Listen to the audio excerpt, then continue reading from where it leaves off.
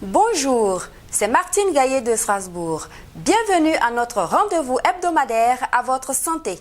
La mort subite ou inattendue frappe l'adulte à tout âge, le sportif et le nourrisson.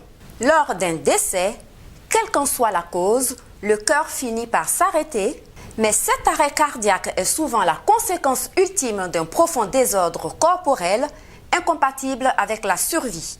Il peut s'agir d'une hémorragie, d'une suffocation, d'une intoxication ou encore d'une acidité du sang ou acidose, état dont les causes sont multiples. Alors qu'une mort subite est un arrêt cardiaque inopiné, survenant brutalement, tandis que rien ne permettait de le prévoir. C'est souvent foudroyant, mais il n'est pas rare que des symptômes le précèdent moins d'une heure avant. La mort subite de l'adulte touche environ 40 000 personnes par an en France, ce qui est énorme.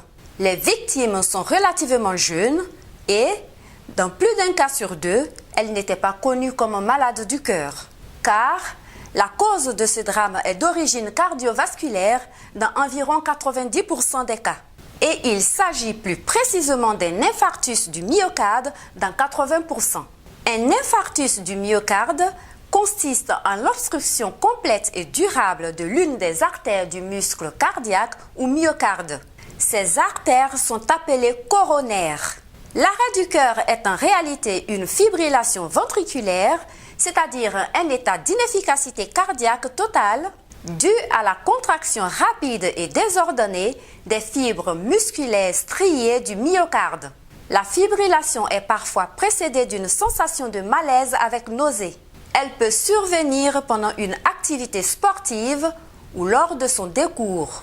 Deux actions successives peuvent permettre de sauver une personne en état de fibrillation ventriculaire.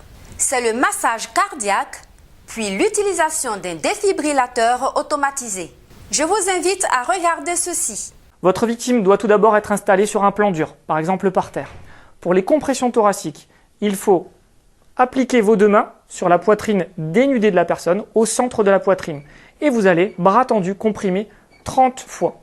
Ensuite, vous êtes à proximité de sa bouche et vous allez libérer les voies aériennes supérieures, faire une bascule prudente de la tête vers l'arrière et souffler 2 fois dans la bouche de la victime.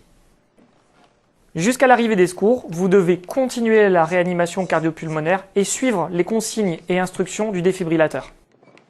Il s'agit d'une urgence extrême dans laquelle chaque minute compte.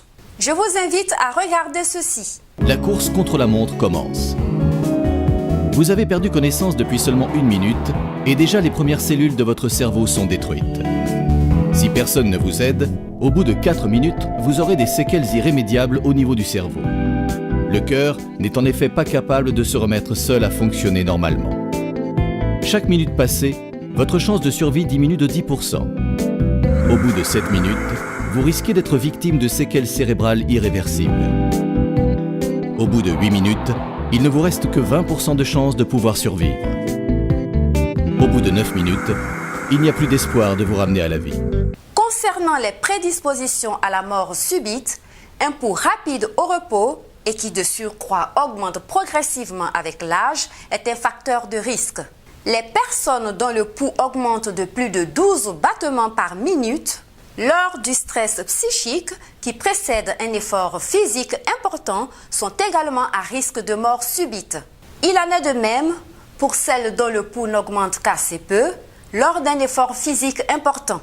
La pratique d'une activité physique régulière et modérée est en revanche une mesure de prévention efficace. Maintenant, le syndrome de mort subite du nourrisson est le décès soudain d'un enfant de moins de 2 ans, alors que rien ne le laissait prévoir. C'est la première cause de mortalité chez le garçon.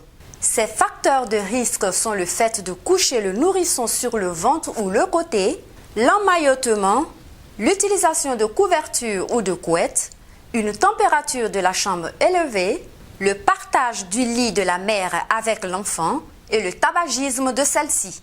Je vous invite à regarder ceci.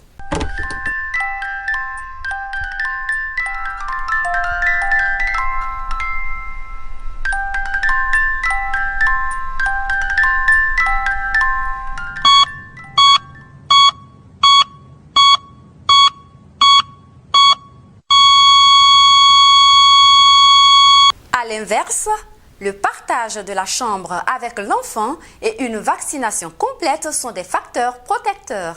Je vous remercie de votre attention.